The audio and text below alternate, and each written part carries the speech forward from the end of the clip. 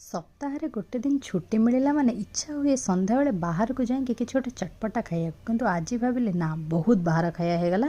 ଆଜି ମୁଁ ଘରେ ଏମିତି କିଛି ବନେଇବି ଯେଉଁଟା ସମସ୍ତଙ୍କୁ ହିଁ ଭଲ ଲାଗିବ। ତ ମୁଁ ଏଠି ସାଙ୍ଗେ ସାଙ୍ଗେ ଆରମ୍ଭ କରିଦେଲି egg chicken roll. Egg chicken roll କିନ୍ତୁ ମୁଁ ମଇଦାରେ ନୁହଁ, ଅଟା ଆଉ ମଇଦା ମିଶାଇକି ଅଟାକୁ ଚକଟିକି ରଖିଥିଲି। ଏଠି ପୁରା ତାୱାରେ ମାର୍କା ମରାରେ ଅଣ୍ଡାଟାକୁ ମୁଁ ଭାଙ୍ଗି ତାକୁ ରୋଲ୍ ବନାଉଛି। ସାଙ୍ଗେ ସାଙ୍ଗେ ତା ଉପରେ ଟମାଟୋ ସସ୍, ଚିଲି ସସ୍ ପକାଇଦେଲି।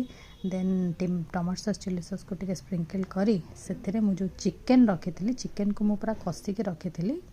ପିଆଜ, କ୍ୟାପ୍ସିକମ୍, ଅଦା ରସୁଣ ଯାହା ନର୍ମାଲି ଆପଣ ଯାହା ବି ପକାଇ ପାରିବେ, ସେଥିରେ ପିଆଜ ଆଉ ରାଗ ପାଇଁ କିଛିଟା କଞ୍ଚା ଲଙ୍କା ବନେଇକି ରୋଲ୍ ଦେଇ ଦେଇଥିଲି।